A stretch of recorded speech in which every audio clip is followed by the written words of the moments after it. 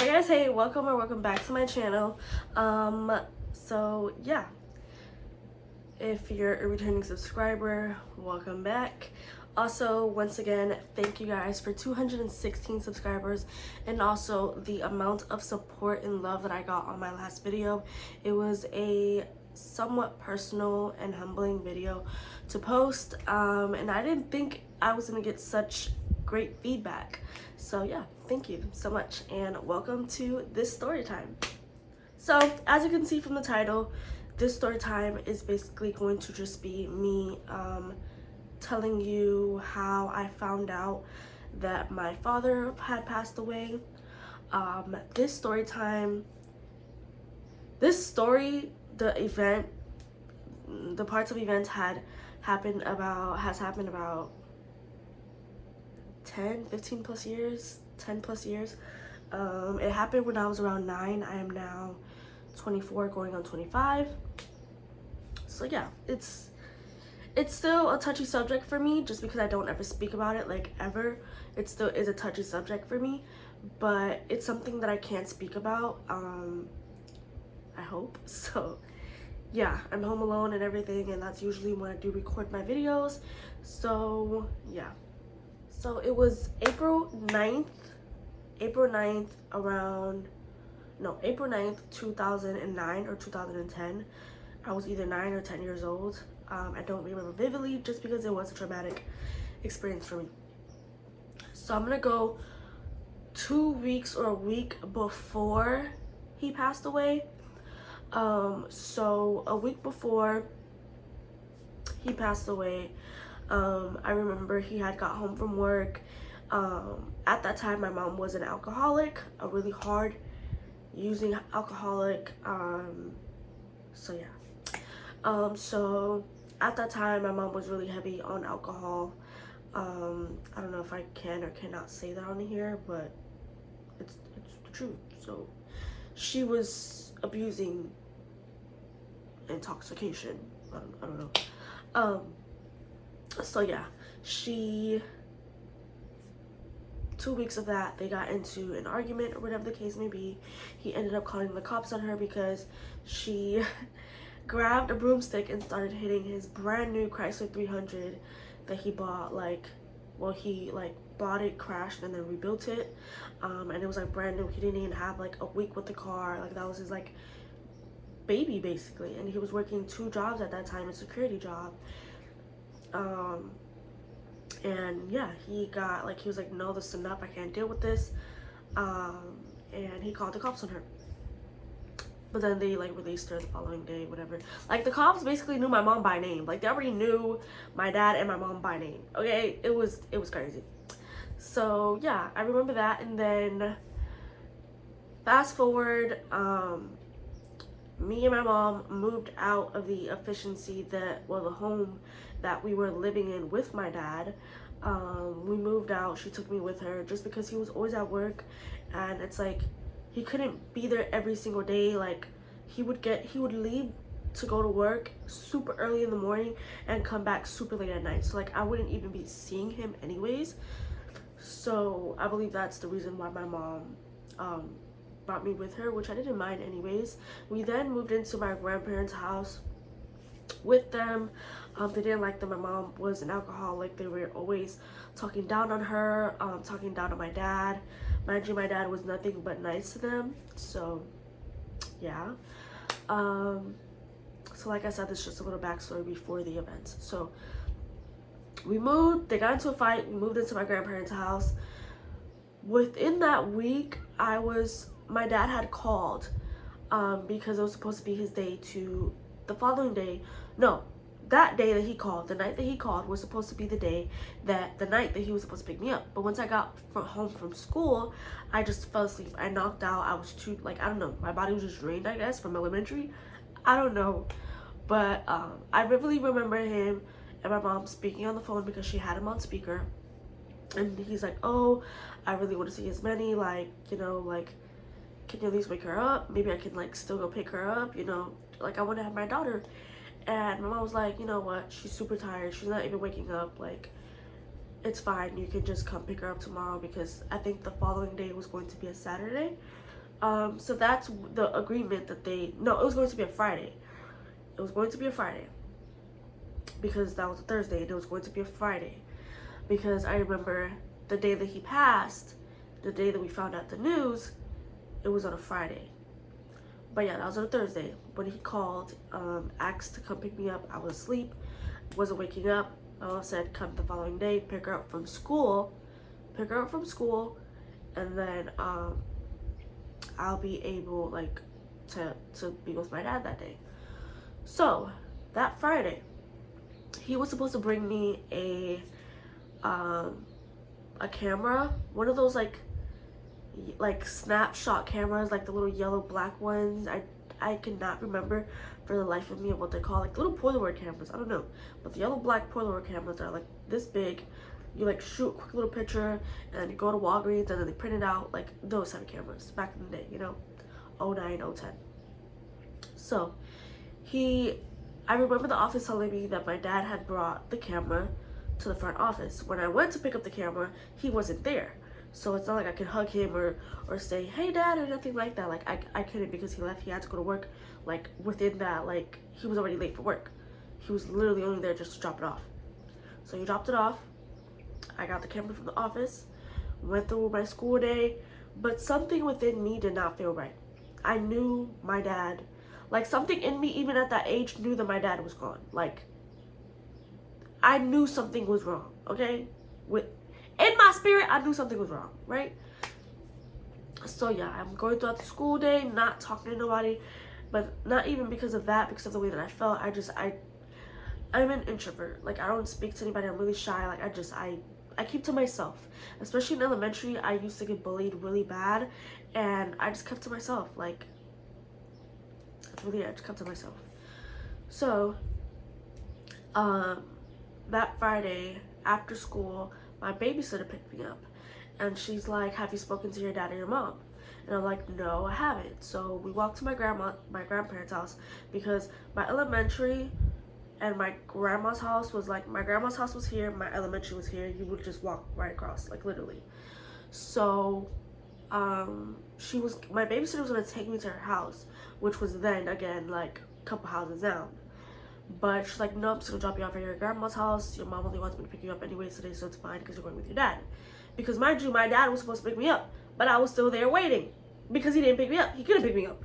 So he couldn't pick me up. So yeah. She then says, okay, I'm gonna take you to your grandma's house. We need to see where your dad is. Like, this is strange. Like, he's always on time. It's not like he has, like, he's punctual when it comes to his daughter, baby. Like, yeah, okay. So, we get to my grandma's house, back to my grandma's house. My mom's asleep. I wake her up.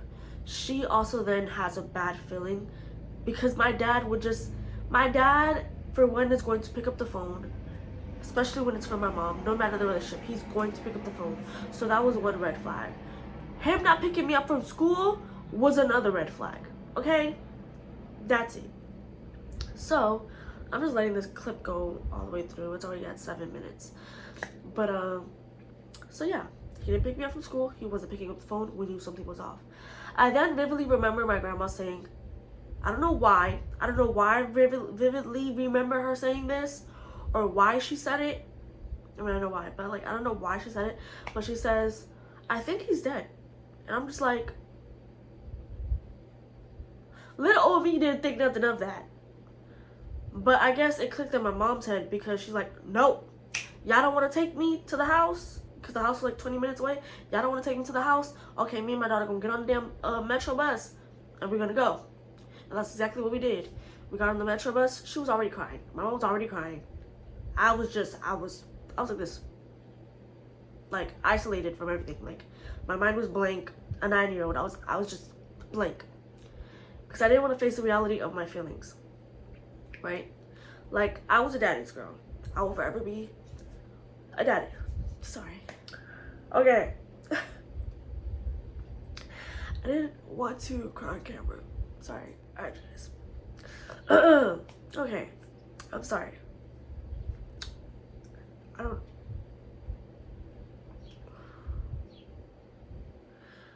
I I don't know why that like triggered me, but whew, okay. Whew, okay, alright. We gotta get ourselves together. But I'm sorry, but this is a raw video. This is a raw video.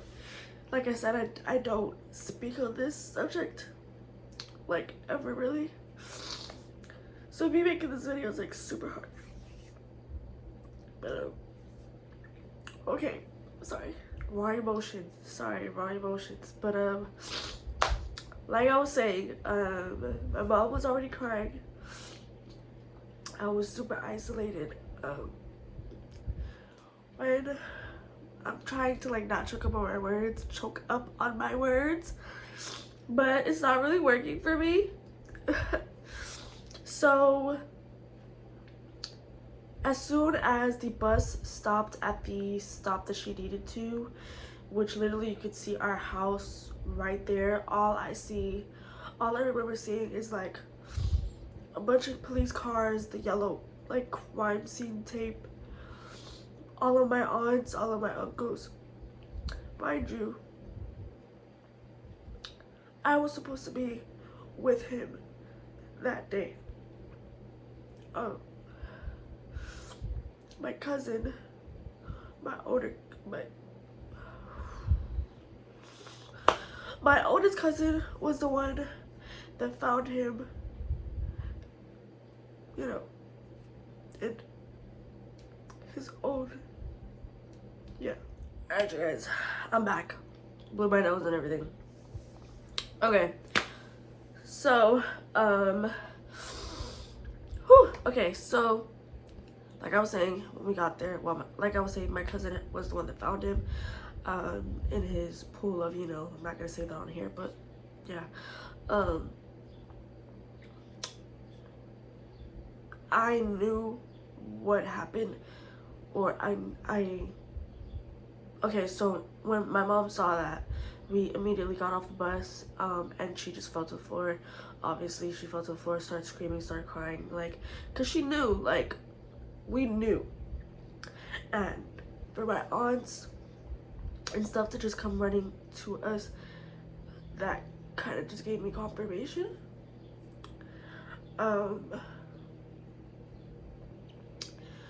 So yeah, the only thing I believe that his detective friend could tell us that happened was basically just a robbery gone wrong.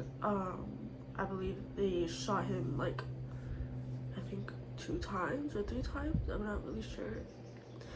But honestly, I'm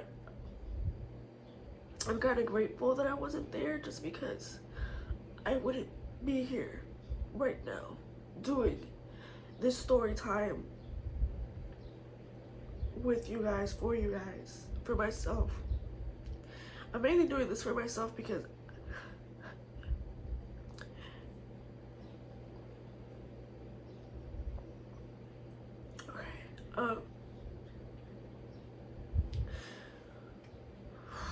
so yeah, there was yellow tape, crime scene, all that. He was pronounced dead at the scene. None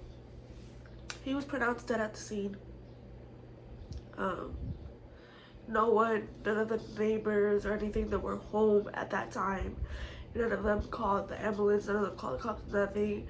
Like, I'm pretty sure, maybe, hopefully, I don't know, they could, like, he still could have been alive if they would have called on time, but they just let him lay there. I feel like Miami Gardens is called Murder Gardens for a reason. That proved it to me that no one, no matter how nice you are to your neighbors or how good of a relationship you have with anyone, and I understand why they wouldn't call immediately, or even if they did say anything, no one said anything, no one said that they saw anything. They're just like, no, I didn't see anything. But there was neighbors right next door that I know they had to be outside, that I know they had to say something, because the way they treated us after, especially the next day when when we had to go back and clean his blood up, which is also another traumatic thing for me. So yeah, that is how I found out that my father passed away.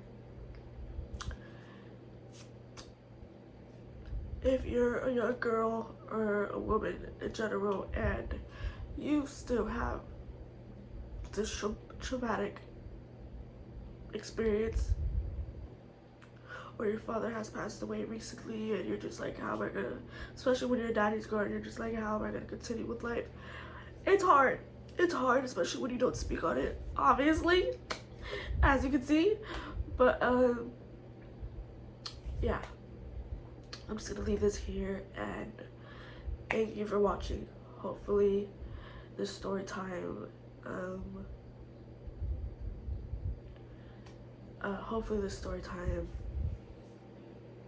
does something, I guess. I don't know, but this is a really raw story time, so excuse the fact that it's not super edited or whatever. All my videos are just record, put my intro and outro, and gone out on YouTube. So yeah, again, thank you for watching, and yeah, bye.